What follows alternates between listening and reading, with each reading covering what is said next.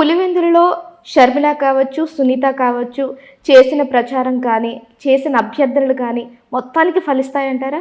100%. ప్రజలను పిచ్చోళ్ళు కాదమ్మా, ప్రజలు చాలా తెలియగలవాళ్ళు, ప్రజలు చాలా చైతన్యవంతులు. జగన్మోహన్ రెడ్డి అరాచకాలని కల్లారా చూశారు.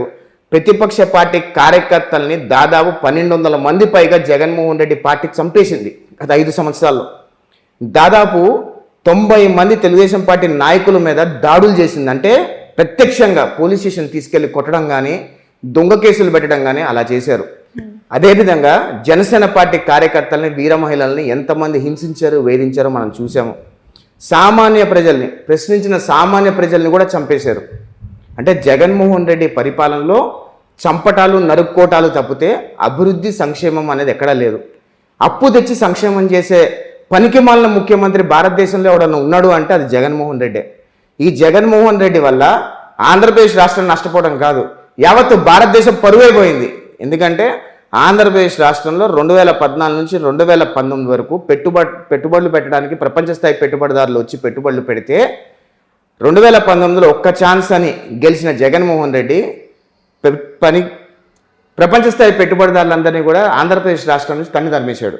ఎగ్జాంపుల్ కియా మోటార్స్ ఎప్పుడైతే ఆంధ్రప్రదేశ్ రాష్ట్రంలో ఇన్స్టాల్ అయిందో దానికి అనుబంధ సంస్థలుగా 2.5 లక్షల కోట్ల రూపాయల పెట్టుబడులు ఆంధ్రప్రదేశ్ రాష్ట్రంలో పెట్టుబడి పెట్టాల్సింది. కానీ అవన్నీ కూడా బెంగళూరు వెళ్ళిపోయి అక్కడ పెట్టుబడి పెట్టాయి. అంటే కియా మోటార్స్ అనుబంధ సంస్థ 2.5 లక్షల కోట్ల రూపాయలు ఆంధ్రప్రదేశ్ రాష్ట్రంలో పెట్టుబడి పెట్టుంటే దాదాపు ప్రత్యక్షంగా 40,000 మందికి ఉపాధి కలిగేది, పరోక్షంగా 2 లక్షల మందికి ఉపాధి కలిగేది. అంటే ఆంధ్రప్రదేశ్ రాష్ట్రాన్ని ఏ రకంగా సర్వనాశనం చేశాడో రాయలసీమ ప్రాంత ప్రజలందరికీ కూడా అర్థమైంది. అందుకనే జగన్మోహన్ రెడ్డి ఓటమిని జగన్మోహన్ రెడ్డి చేతులారా అంగీకరించాడు. కాబట్టి ఈరోజు వైసీపీ వాళ్ళే రిజల్ట్స్ రాకముందు మేము ఓడిపోయాము, మేము ఓడిపోతున్నాము, మా మీద దాడులు చేస్తున్నారని చిలక పలుకులు బరుగుతున్నారు. ఎగ్జాంపుల్, తాడిపత్రి నియోజకవర్గంలో ఒక డిఎస్పి చైతన్య అనే వ్యక్తి, వేరే జిల్లాకు సంబంధించిన డిఎస్పి తాడిపత్రిలోకి వచ్చి తాడిపత్రిలో గొడవలు చేయించే ప్రయత్నం చేసి జేసీ దివాకర్ రెడ్డి ఇంట్లో తాడిపత్రి నియోజకవర్గంలోనమ్మా ఒక డిఎస్పి చైతన్య అనే వ్యక్తిని తీసుకొచ్చి పెట్టారు. వేరే జిల్లా డిఎస్పి అన్న ఆ జిల్లా డిఎస్పిని తీసుకొచ్చి తాడిపత్రిలో పెట్టి మారణ హోమం సృష్టించే ప్రయత్నం చేశారు. ఆఖరికి ఎలక్షన్ కమిషన్ కూడా అసలు పక్క జిల్లా డిఎస్పి ఎందుకు తాడిపత్రిలోకి వచ్చాడు అని చెప్పి ఆగ్రహం వ్యక్తం చేసే స్థాయికి వచ్చేసారు. అంటే తాడిపత్రి జిల్లాలో డిఎస్పి చైతన్య అనే వ్యక్తి అక్కడ ఎమ్మెల్యే కేతిరెడ్డికి బూట్లు నాకే వ్యక్తి అని చెప్పి మేము ఎప్పటి నుంచో ఆరోపిస్తున్నాం. అంటే పోలీసులు అనేవాళ్ళు ప్రజలకి సేవలు చేయాల్సిన వాళ్ళు, ప్రజలకు రక్షణ కల్పించే వాళ్ళే ప్రజల ప్రాణాలు తీసేయడానికి పాల్పడుతున్నారంటే ఎంత దారుణమైన పరిస్థితులు జగన్మోహన్ రెడ్డి పరిపాలన ఉన్నాయో ప్రజలందరికీ అర్థమైంది. ఇప్పుడు వైసీపీ వాళ్ళు ఓడిపోతున్నారనే భయంతో ప్రతిపక్ష పార్టీ, అంటే ఇప్పుడున్న ప్రతిపక్ష పార్టీ తెలుగుదేశం పార్టీ నాయకుల మీద దాడులు చేసే ప్రయత్నం చేస్తున్నారు. ప్రశాంతతకి మారు పేరైన చిత్తూరు, తిరుపతిలో కూడా మన పులివర్తి నాని గారి మీద ఎంత దారుణమైన అటాక్ చేశారు. మీ అందరికీ ఒక విషయం చెప్తానమ్మా, పులివర్తి నాని గారి కొడుకు పులివర్తి వినీల్ చాలా కామ్ గోయింగ్ వ్యక్తి, చాలా మాస్ వ్యక్తి కూడా. పులివర్తి నాని గారి మీద జరిగిన దాడి తర్వాత ఒక్కసారి పార్టీ ఒక అర్ధగంట సేపు కళ్ళు మూసుకుంటే కనుక పులివర్తి వినీల్ అనే వ్యక్తి ఎవరు, పులివర్తి నాని గారి కొడుకు చెవిరెడ్డి భాస్కర్ రెడ్డి ఫ్యామిలీని లేకుండా చేసిన దమ్ము పులివర్తి వినీల్కి ఉంది. కానీ తెలుగుదేశం పార్టీలో సభ్యత సంస్కారం అనే ఒక అడ్డొచ్చి కాబట్టి ఆగిపోయాడు. లేదంటే పులివర్తి వినీల్ని ఒక అర్ధగంట సేపు వదులుంటే చెవిరెడ్డి భాస్కర్ రెడ్డి ఫ్యామిలీని మొత్తం లేపేసి ఉండేవాడు. అంటే అధికారం లేదు కాబట్టి ఒక్క క్షణం ఆలోచించారనుకోవచ్చు కదా. అధికారం ఉన్నా అధికారం లేకపోయినా మ్యాటర్ అది కాదమ్మా. మన ప్రాణాల మీదకి వస్తే మేము ఎంత దూరమైనా వెళ్తాము అని సంకేతాలు ఇచ్చే దమ్ము మాకు ఉంది. కాకపోతే తెలుగుదేశం పార్టీలో చంద్రబాబు నాయుడు గారు ఏంటంటే సభ్యత సంస్కారం, మర్డర్లు ఇవన్నీ వద్దు అని అంటూ ఉంటారు. అందుకని అడ్డు కట్టేసి ఆగిపోతున్నారు, మా చేతులు కట్టేస్తారు చంద్రబాబు నాయుడు గారు.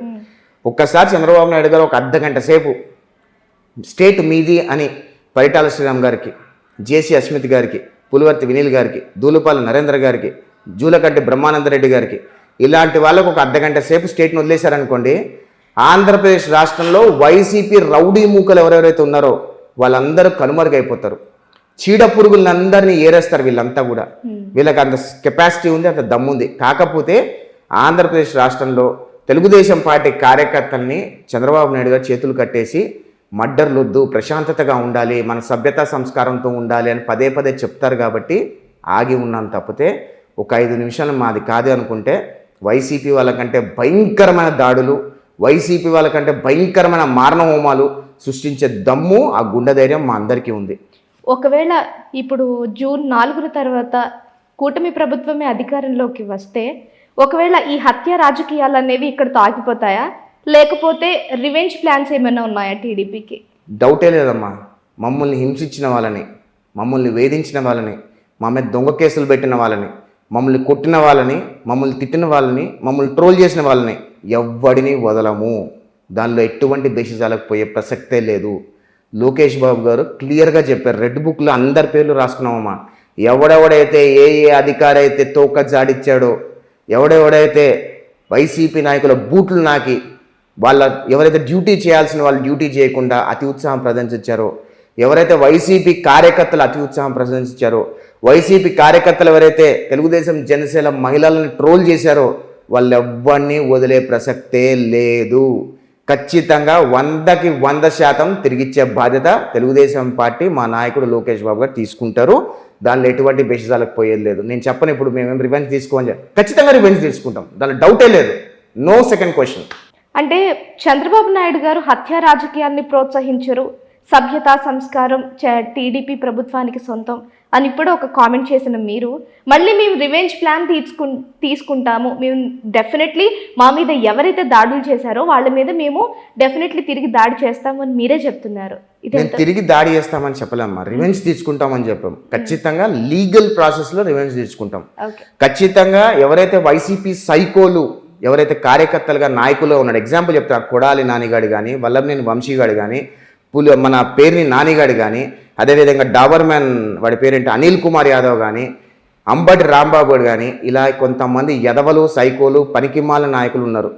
వాళ్ళందరినీ కూడా సరైన లీగల్ ఎంటిటీ ప్రాసెస్లో పెట్టి వాళ్ళని ఏ రకంగా వాళ్ళని బోన్ ఎక్కించాలి, ఏ రకంగా వాళ్ళని జైల్లో పెట్టించాలో ఖచ్చితంగా అన్నీ చేస్తాం. లీగల్ ప్రాసెస్ మేము ఇల్లీగల్గా ఏం చేయమమ్మా. మేము దమ్ముగా ధైర్యంగా ఎటువంటి తప్పు చేయకుండా న్యాయ పోరాటం చేసి వాళ్ళందరినీ ఖచ్చితంగా ఉరికమ్మం ఎక్కించే బాధ్యత, వాళ్ళకి న్యాయంగా శిక్ష పడే బాధ్యత మేము తీసుకుంటాము.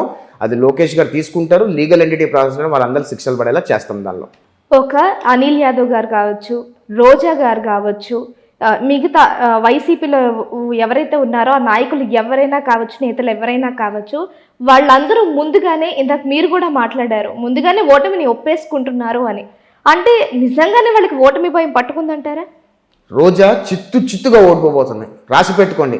నగరి ప్రాంత ప్రజలు రోజాని చీకొట్టినంతగా బహుశా మన ఆంధ్రప్రదేశ్ రాష్ట్రంలో ఏ నాయకుడు అంత చీకొట్టల. నగరి ప్రాంత ప్రజలు, నేను నగరిలో పర్యటించినప్పుడు మహిళలు అయితే లిటరల్గా చీకొట్టారు రోజాని.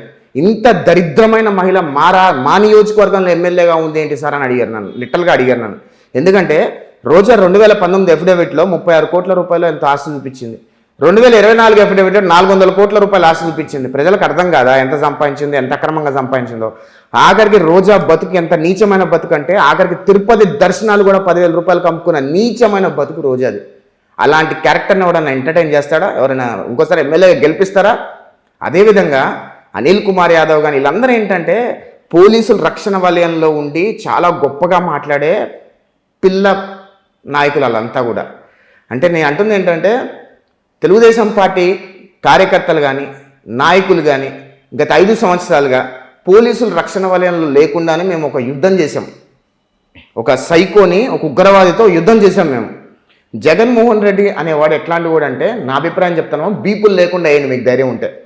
జగన్మోహన్ రెడ్డి అనేవాడు ఎలాంటి వాడు అంటే ఒక ఉగ్రవాదితో సమానం. ఒక ఉగ్రవాది ఏం చేస్తాడు? ఒక దేశాన్ని సర్వనాశనం చేయడానికి ఆఖరి క్షణం వరకు, ఆఖరి రక్తబొట్టు వరకు ప్రయత్నిస్తాడు.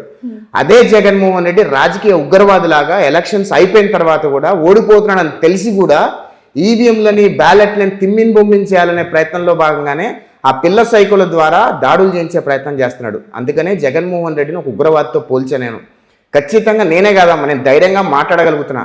ఆంధ్రప్రదేశ్ రాష్ట్ర ప్రజలందరూ కూడా జగన్మోహన్ రెడ్డిని ఒక ఉగ్రవాదితో పోల్చుకుంటున్నారు. జగన్మోహన్ రెడ్డి అనేవాడు ఒక రాజకీయ ఉగ్రవాది అని చెప్పి రాష్ట్ర ప్రజలందరూ ఫీల్ అయ్యారు కాబట్టి అలానే తీర్పిస్తున్నారు.